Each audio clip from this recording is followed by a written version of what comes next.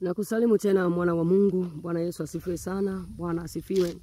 Tuangalie neno la Mungu siku ya leo kwa ufupi kwenye kitabu kile cha Yeremia 15. Yeremia 15 mstari ule wa 6. Na theme yangu itakuwa ni kwamba Mungu anaweza kuruhusu mabaya yaje kwako kama hutaisikia sauti yako. Bwana Yesu asifiwe sana. Bwana asifiwe sana. Ukisoma hapa kwenye hichi kitabu anasema 15:6, umenikataa mimi, asema Bwana, umerudi nyuma, ndio maana nimenyosha mkono wangu juu yako na kukuangamiza, nimechoka kwa kugairi. Bwana Yesu asifiwe sana. Mungu amechoka kwa kugairi. Tunapenda sana kumwambia Mungu huo na gairi mabaya. Ni kweli huwa anagairi, lakini kuna kipimo kinafika Mungu anachoka, anaachilia mabaya ya kupate. Bwana Yesu asifiwe sana. Ili kupitia mabaya upate kugeuka na kuacha njia zako mbaya, upate kumtafuta Mungu. Na ili Mungu arejee tena kwako. Huyu mtu amepatwa na mabaya. Anauliza, ni kwa nini nimepatwa na mabaya? Neno la Mungu kupitia kinywa cha nabii Yeremia kinamfuata na kumwambia ya kwamba ni kwa sababu gani umepata hayo mabaya? Anamwambia, umenikataa mimi. Kwa mara nyingi tunapatwa na mabaya kwa maana tumemkataa Mungu. Tumemkataa huyu aliyetuumba.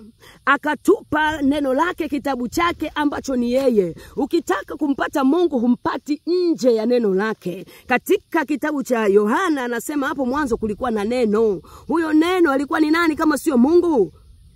Neno ndo hili hapa, ambacho bila neno la Mungu hakuna kitu ambacho kilifanyika. Sasa sisi tumemdharau yeye, tumemkataa yeye, tukamkataa pia na maneno yake. Ndio maana mabaya yanatujia. Bwana Yesu asifiwe sana. Kwa hiyo ukiona mabaya yako ndani yangu, mabaya yamekujia, anza kujitafakari. Ni wapi nilipokwenda nje na uso wa Bwana? Ni wapi nilipomwacha Mungu na yeye akaruhusu haya mabaya yanikaribie?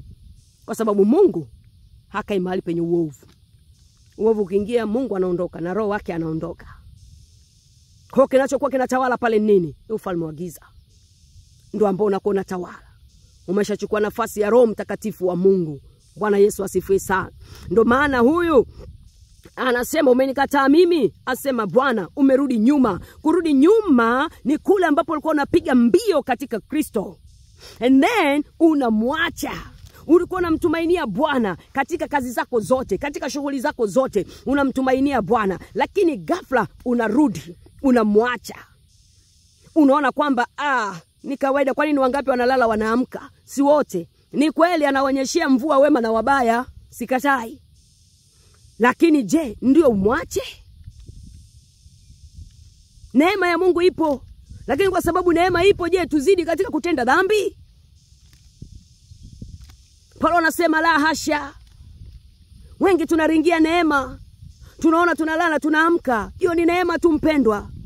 Lakini neema, kuwepo kwa neema kusitufanye kwamba turudi nyuma. Sisi tumerudi nyuma, na kurudi nyuma Mungu anaondoa mkono wake juu yetu. Mkono wake wa ulinzi anaondoa, mkono wake wa afya anaondoa, mkono wake wa baraka anaondoa. Ndipo mapigo yanaanza kutupata.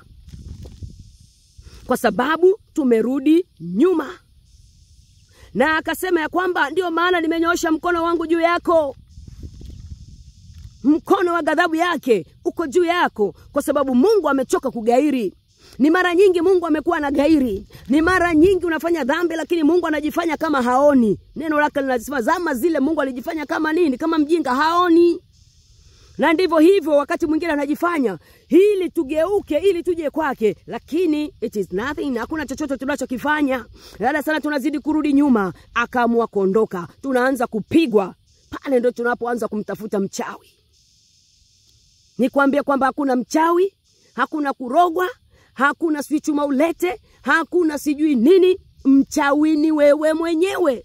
Mchawi ni wewe mwenyewe. Narudia tena, mchawi ni wewe. Usitafute mchawi nje. It is within you. Ni wewe umeamua kumwacha Mungu. Mungu akaruhusu mapigo yaje kwako. Ulikuwa unamtegemea Mungu vizuri, alafu ukamwacha. Unategemea nini? Nini unachokitegemea? Bado aendelee kukulinda? No, thank you. Hata kunyeshea tu mvua sana anavyonyeshea wabaya. Hata kupa tu viela sana anavyowapa hata ambao hamuiti. Lakini to the ile extent hawezi, kwa sababu umemwacha. Ile special, unajua kuna special ambao Mungu anaachilia kwa wale wanaomtafuta. Pamoja na kwamba huwa ananyeshea wema na wabaya mvua. Wale wabaya wananeemika kutokana na presence ya watu wema. Sasa wewe utakuwa unapata ile tu anatoa kwa overall. Lakini ile ya kwamba huyu ni mtoto wangu, special one, chosen one, hiyo haipo. Mabaya yanaanza kutupata. Mshahara wa dhambi ni mauti. Unafikiri ni mauti ya kufa? Sometimes inaweza ikatokea ukafa kimwili kweli. Lakini vitu vingi ndani yetu vinakufa. Biashara zinakufa, mifugo inakufa, afya ndo zinadorora. Hakuna tunachokipata. Hata kama unapata kazi unaweka tu kwenye mikono mifuko ambayo imetoboka toboka. Hakuna kitu ambacho unakiona. Kwa sababu gani? Umemwacha Bwana. Na hapa ndipo anasema umemwacha Bwana. Bwana Yesu asifiwe sana. Kwa hiyo ukitaka sasa Mungu arudi tena kwako, kumbuka ni wapi ulipoanguka. Hicho tu basi. Nenda kwake, mwambie Mungu, nimekumbuka nilidondokea hapa. Ninaomba msamaha. Mungu wetu yeye ni Mungu mvumilivu sana. Yuko tayari kusamehe wakati wowote. Sio Mungu ambaye ni mdhalimu kiasi hicho. Anachotaka ni sisi tuungame, turudi kwake. Tumwambie Bwana, kwa kama tu yule mwana mpotevu. Azimia moyoni mwako, rudi. Kamwambie Mungu wangu nimekukosa. Ninakuja kwako. Hata kama ulikuwa unaumwa, mwambie nimerudi. Bwana Yesu asifiwe sana. Mwambie ninarudi kwako. Nilikuacha. Ni ugonjwa huu, magonjwa mengine wapendwa ni kwa sababu ya maovu. Ndio maana ukisoma Zaburi 103, mstari wa 3 anasema kwamba akusamee maovu yako yote, akuponya magonjwa yako yote, au komboa uhai wako na kaburi, akutia taji na fadhili na rehema. Kuna wakati mwingine magonjwa tulio nayo yanasababishwa na uovu wetu. Yamesababishwa na uovu. Kwa muombe Mungu akusamee uovu wako na magonjwa yanaondoka tu automatically. Bwana Yesu asifiwe sana. Bwana Yesu asifiwe. Ndivyo ambavyo tunatakiwa. Nenda mbele za Bwana. Mungu yeye ni Mungu wa rehema. Hata ukisoma kwenye Zaburi ya 86 kuna jambo Mungu anazungumza na sisi pale. Ukianza huo mstari wa 5 anasema, kwa maana wewe Bwana mwema, umekuwa tayari kusamehe na mwingi wa fadhili kwa watu wote wakuitao. Mungu yuko tayari kusamehe. Anachosubiri, anasubiri tu kutoka kwako. Yaani chukua hatua, mfuate Yesu, mwambie nisamehe. Kiri, ungama uovu wako mbele zake, na yeye anakusamehe. Hana shida na wewe. Bwana Yesu asifiwe sana. Hiyo Zaburi 86 pale 15 anasema, lakini wewe Bwana Mungu wa rehema na neema, mvumilivu. Mungu huwa anavumilia. Yaani hizo sifa ni za Mungu, kwamba yeye Mungu ni Mungu wa rehema, ni Mungu wa neema, ni Mungu mvumilivu, na ni mwingi wa fadhili na kweli. Only that. Twende mbele za Mungu, ungama mbele zake, uone kama mabaya hayataondoka ndani mwako. Bwana Yesu asifiwe sana. Ndicho ambacho tunatakiwa tutafute kwa Mungu. Kwa hiyo unapoona mabaya yanakupata, usikimbilie kwenda kutafuta mchawi. Tunanyoshia watu vidole. Hii ni kwa sababu hii, ni kwa sababu no. Hata tuseme kwa sababu kwamba ni uchumi wa dunia ndio uko hivyo. Hapana. Wana wa Israeli Gosheni ilikuwaje?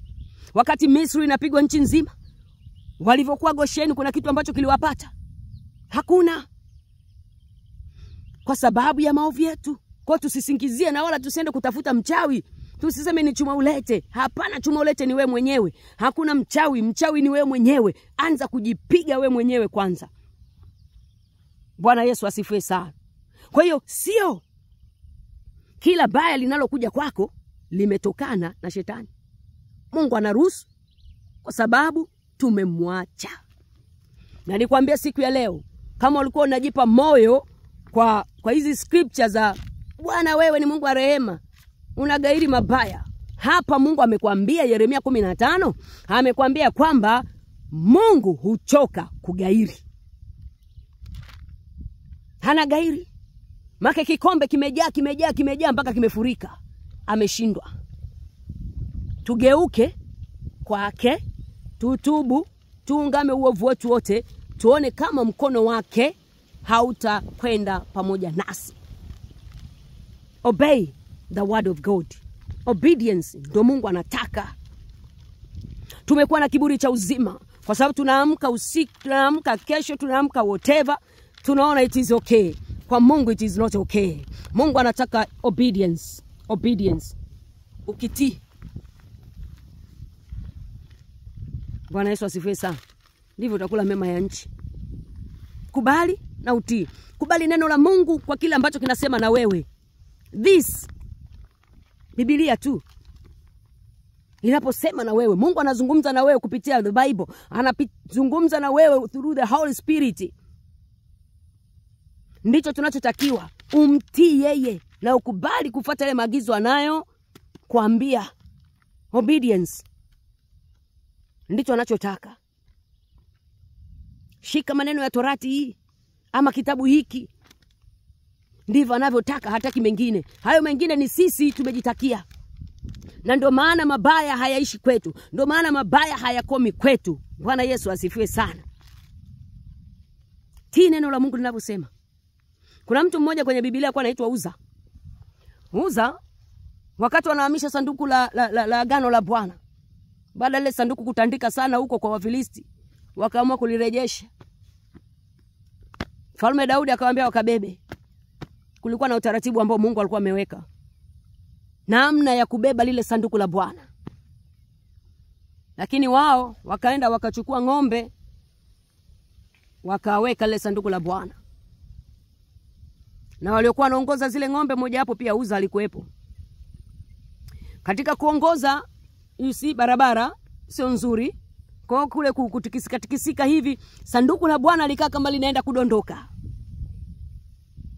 Lilivyokuwa katika kudondoka, Uza kwa nia njema. Sio nasema kwa nia njema, sikuwa na nia mbaya, ni kwa nia njema.